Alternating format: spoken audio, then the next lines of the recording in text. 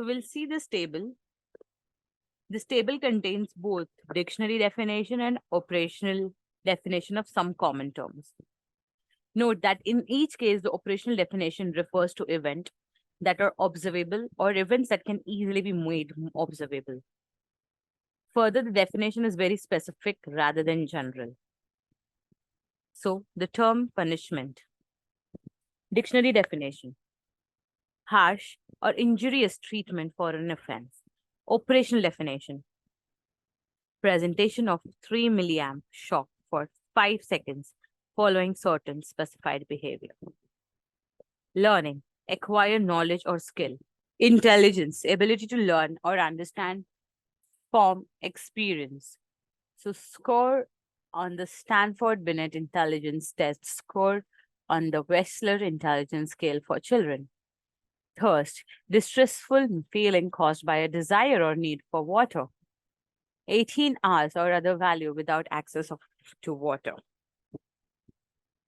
Sleep: recurring condition of rest, no conscious thought, eyes closed, etc. Specific brain wave frequency, EEG, for different sleep stages. Guilt: a painful feeling of self-reapproach. Score on personality inventory, self-reported guilt on a scale of 1 to 10. The features that determine whether a particular definition is more useful than another is whether it allows us to discover meaningful laws about behavior. Some will and some will not. Those definitions that are helpful to our understanding of behavior will be retained. Those that do not will be discarded. The first step in the life of concept is to define it in clearly unambiguous observable terms.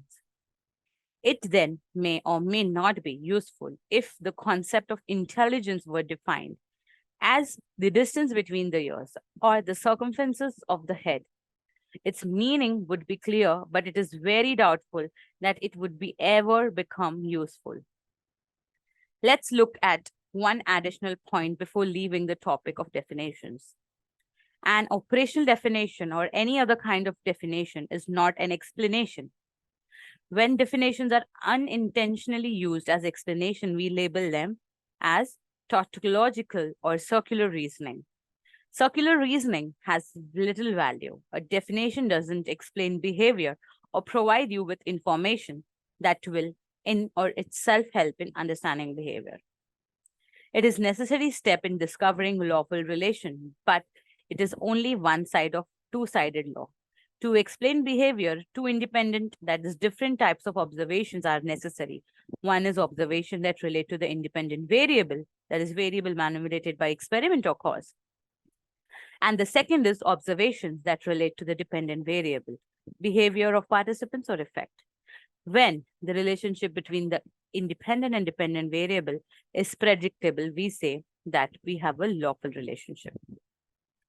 A circular argument uses as only one side of the relationship, only of one of these observations. For example, suppose observe two children fighting with each other.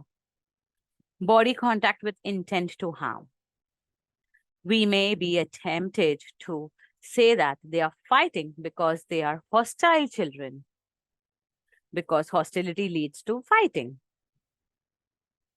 To this point, we have not explained anything. We have all is an operational definition of hostility as fighting behavior. Our argument would be a tautological, circular, if we said that children are fighting because they are hostile and then said that we know that they are hostile because they are fighting.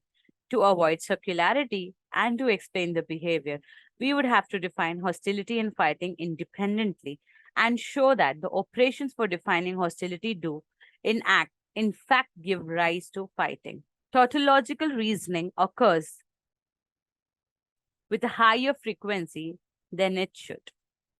For example, it is not uncommon to hear the statement, individuals who commit suicide are mentally ill. To the question, how do you know they are mentally ill? The response is often because they committed suicide.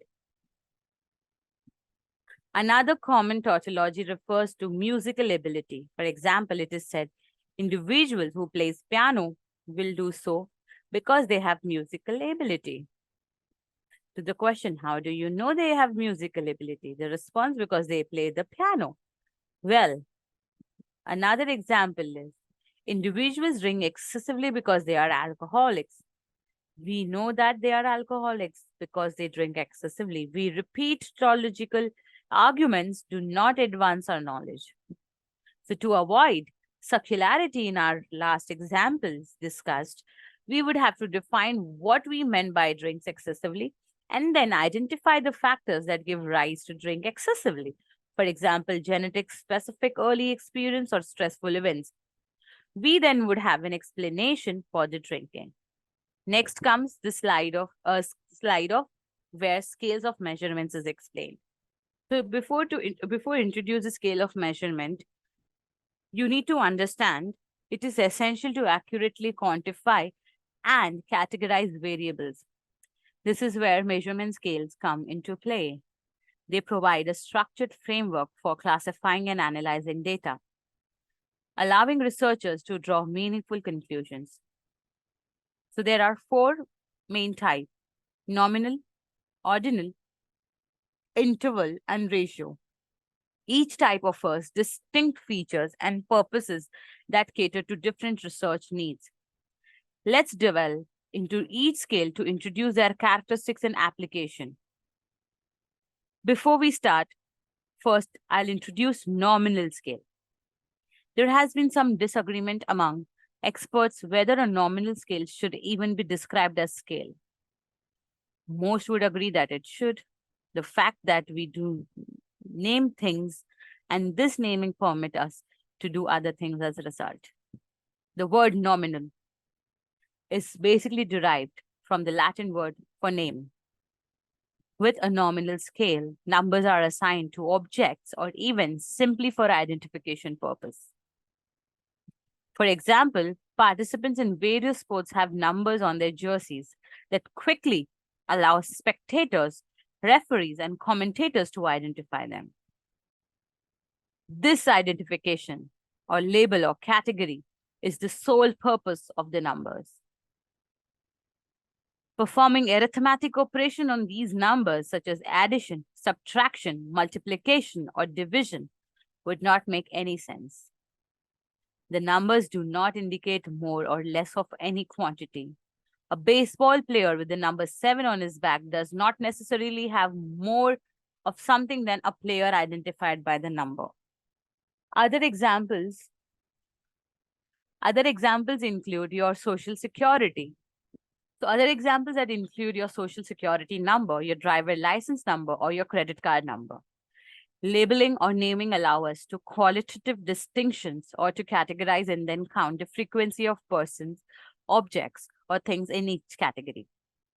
This particular activity can be very useful. For example, in any given voting year, we could label or name individuals as Democrat or Republican, liberal or conservative, and then count frequencies for the purpose of predicting voting outcomes. Other examples of nominal scales used for identifying and categorizing are male, female, violent or show, non-violent show, and punishment reward. As you will see, the chi-square statistics later inappropriate for data derived for a categorical or nominal scale. So you see the table here where it talks about nominal as a label or category. This says types of disorders, schizophrenia, depression, anxiety. Then comes religious affiliation, none, Catholic, Protestant, Jewish, or other. Region of the country, Northeast, Midwest, Southwest, etc. Eye color, blue, hazel, brown, green. Flavor of ice cream, vanilla, chocolate, strawberry, and the type of reinforced food, water, money, complement. So these are the label and the categories where the nominal scales can be used. Then comes the ordinal scale. An ordinal scale allows us to rank orders, events. Original numbers are assigned to the other, such as first, second, third, and so on. For example, we might determine that runners in a race finished in a particular order, and this order would provide us with useful information. We would know that the runner finished first ran the distance faster than the runner finished second. That is assigned a value of 2, and the runner 1 is assigned a value of 1.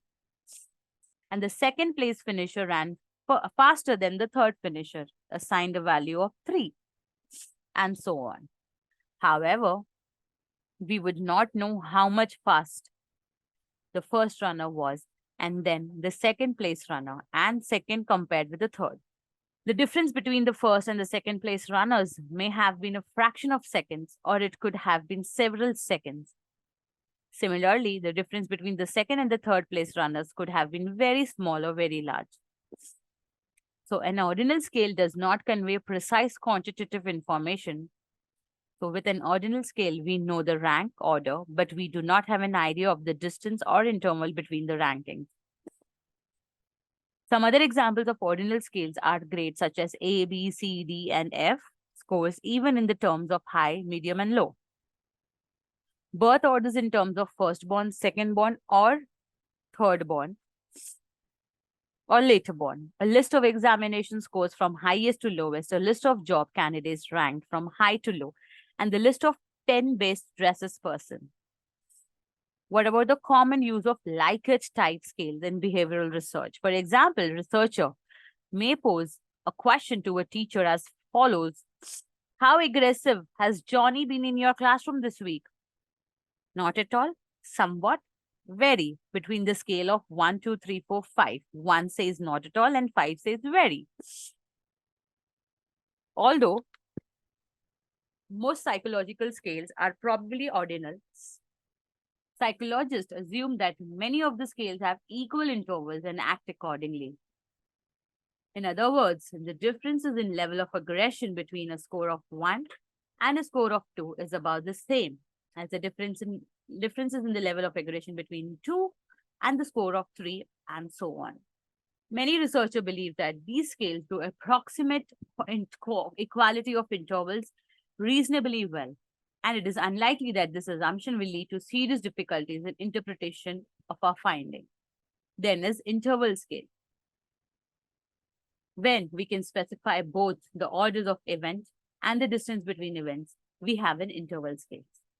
The distance between any two intervals on this type of scale is equal throughout the scale. The central shortcomings of an interval scale is its lack of absolute 0 point, a location where the user can say that there is a complete absence of the variable being measured. This type of scale often has an arbitrary 0 point, sometimes called as anchor point.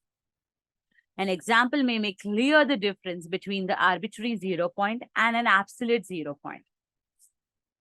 Scores on intelligence tests are considered to be an interval scale. With intelligence test score, the anchor point is set at a mean IQ value of 100 with a standard deviation, that is SD of 15.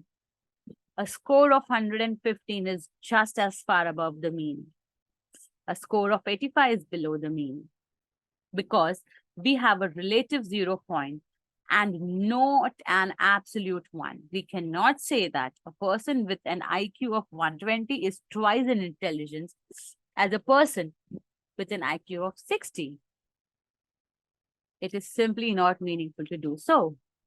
Some additional examples of interval scales are both centigrade and Fahrenheit scales of temperature, altitude. 0 is the sea level rather than the center of the earth. A scores on depression scale or anxiety scale. Students often confuse historical time. Is this a year 2000 twice as older as the year 1000? The answer is no. Why? So interval talks about rank order plus equal intervals. Last is ratio scale.